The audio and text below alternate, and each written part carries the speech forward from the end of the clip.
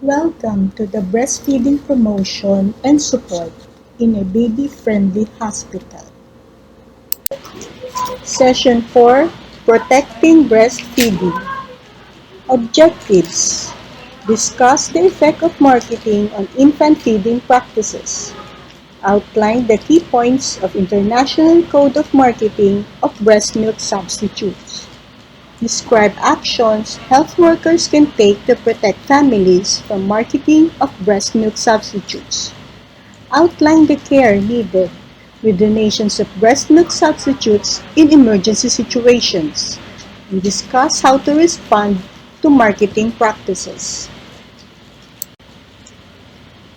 The marketing and promotion of commercial breast milk substitutes can undermine breastfeeding and has contributed substantially to the global decline in breastfeeding. Marketing practices includes television and radio advertising, newspapers and magazines advertising, billboard advertising, promotional websites, special offers, reduced prices, mailings to pregnant women and mothers, discount coupons, phone helplines, posters, calendars, doctors and nurses endorsements, free gifts, free samples, special offers, and educational materials. Women are not able to make informed choices about infant feeding if they receive biased and incorrect information. A company provides information on its products with the aim of selling more of its products, so companies are biased sources of information. If good feeding information and education does not reach the society as a whole, even well-informed women will not get the personal and social support essential for exclusive breastfeeding. Badly informed families, friends, and health professionals can undermine the confidence even of a well-informed woman. Conflicting advice and subtle pressures may make her doubt her ability to breastfeed her baby. The International Code of Marketing of Breast Milk Substitutes. A baby-friendly hospital abides by the International Code of Marketing of Breast Milk Substitutes, or known as the Code. The International Code was agreed at the World Health Assembly in 1981 by member states as one step to protect breastfeeding and to protect the minority of infants who might need artificial feeding. Subsequent resolutions, about every 2 years, are also agreed at World Health Assembly and have the same status as the original code. The International Code is not a law. It is a recommendation based on the judgment of the collective membership of the highest international body in the field of health, the World Health Assembly. The overall aim of the International Code of Marketing of Breast Milk Substitutes is the safe and adequate nutrition of all infants. To achieve this aim, we must protect, promote, and support breastfeeding, ensure that, ensure that breast milk substitutes are used properly when they are necessary, provide adequate information about breastfeeding, prohibit the advertising of any form of promotion of breast milk substitutes. The code does not aim to compel women to breastfeed against their will. The code aims to ensure that everyone receives unbiased and correct information about infant feeding. The code also protects artificially fed infants by ensuring that the choice of products is impartial, scientific, and protects these children's health. The code ensures that labels carry warnings and the correct instructions for preparation, so they are prepared in a safe manner if they are used. The code and local implementation. Member states or individual countries are honor-bound to implement the code, but they may implement it in the way that they think is best for their countries. If a member state uses law to ensure or to enforce health protection practices, they can make their code a law. But if their custom is to issue directives from the head of states or to issue rules at ministry level, then they may do so. The code was adopted as a minimum standard, and the member states are expected to implement the basic principles and provisions according to their society's needs. They may make the code stronger in any way they see fit in order to protect infant and young child health and survival, but they may not weaken it or omit any provisions. Products that are covered by the code. The code applies to the marketing and related practices of the following products: breast milk substitutes including infant formula, other milk products like food and beverages, feeding bottles and teats. According to the recommendations for optimal infant feeding, infants should be exclusively breastfed for the first 6 months. That means that any other food or drinks given to them before that age will replace breast milk and is therefore a breast milk substitute. After the age of 6 months, anything that replaces the milk part of the child's diet, which would ideally be fulfilled by breast milk, is a breast milk substitute. For example, follow-on milk or cereals promoted to be offered by bottle. The code does not prohibit the production and availability of breast milk substitutes, does not affect the appropriate use of complementary foods after 6 months of age. Promotion and providing information. Product labels must clearly state the superiority of breastfeeding, the need for the advice of a healthcare worker, and a warning about health hazards. They may show no pictures of babies or other pictures or text idealizing the use of infant formula. Advertising of breast milk substitute to the public is not permitted under the code. Companies can provide necessary information to health workers on the ingredients and use of their products. This information must be scientific and factual and not be given to mothers.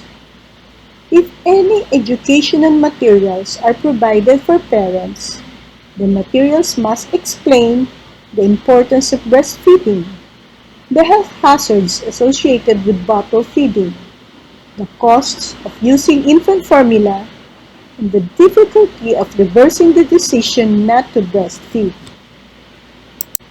Samples and supplies. There should be no free or low-cost supplies of breast milk substitutes in any part of the healthcare system. Free samples should not be given to mothers, their families, or healthcare workers.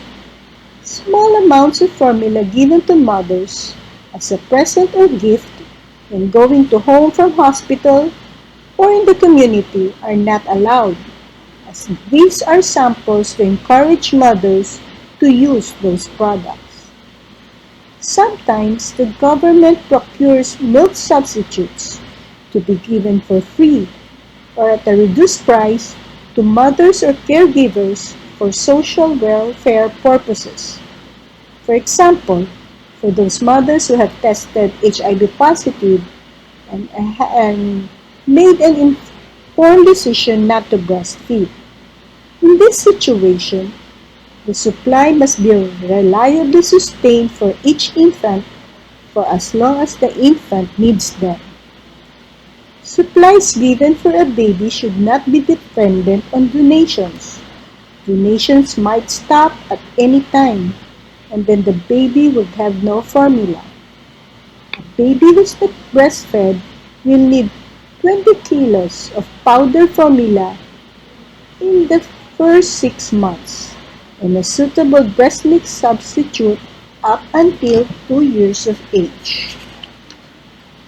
All products should be of a high quality and take account of the climatic and storage conditions where they are used. Out-of-date products should not be distributed. How healthcare workers can protect families from marketing. Health workers as individuals and as a group can help to protect infants and their mothers from marketing. They can and should remove posters that advertise formula, teas, juices, or baby cereal, as well as any that advertise bottles and teats, and refuse any new posters. Refuse to accept free gifts from companies. Refuse to allow free samples, gifts, or leaflets to be given to mothers. Eliminate antenatal group teaching of formula preparation to pregnant women, particularly if company staff provides the teaching. Do individual private teaching of formula use if a baby has a need for it. Report breaches of the code to the appropriate authorities. Accept only product information from companies for their own information that is scientific and factual and not marketing materials. Hospitals must abide by the international code and subsequent resolutions in order to be recognized as a baby-friendly. Donations in emergency situations. In emergencies, the basic resources needed for safe artificial feeding, such as clean water and fuel, are scarce or non-existent. Attempts to artificial feeding in such situations increase the risk of malnutrition, disease, and death. In addition, young children not breastfed miss its protective effects and are far more vulnerable to infection and illness. In emergencies, donations of infant formula, foods, and feeding bottles may come from many sources. These donations should be refused since they can result in too much infant formula sent. Babies who do not need formula receiving it, as well as problems with storage and disposal of excess formula and disposal of the packaging waste. Advertising brands which mothers may then think are the recommended brands. Donations of out-of-date or unsuitable formula, making them unsafe for use. Additional problems can arise, like no instructions in local languages provided for the formula preparation. Bottles and teats included, though cup feeding is recommended in emergencies. Additional dangers of unlimited supplies in emergencies. If supplies of infant formula are widely available and uncontrolled, there may be spillover. Spillover means that mothers who would otherwise breastfeed lose their confidence and needlessly start to give artificial feeds. Infants and their families become dependent on infant formula. If the free supply is unreliable, they are put at risk of malnutrition in addition to the health risk of artificial feeding.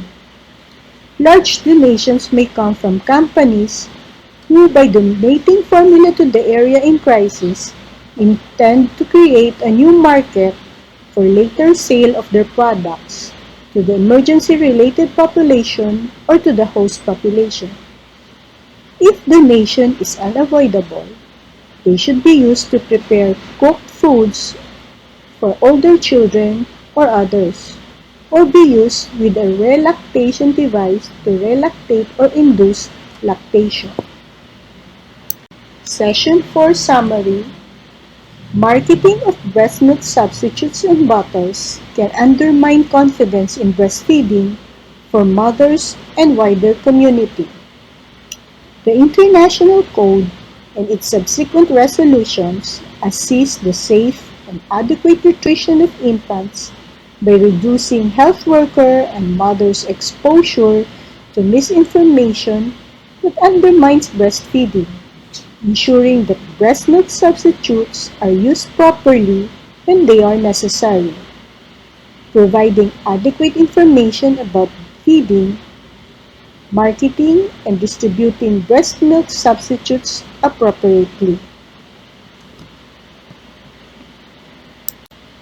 Health workers can help to protect the families from marketing of breast milk substitutes by following the code, refusing to accidentally endorse formula by accepting gifts from the companies, and refusing to distribute items with brand markings, marketing materials, and samples to mothers. Donations of breast milk substitutes in emergencies need to be treated with extreme care as they can make the nutrition and health of infants worse.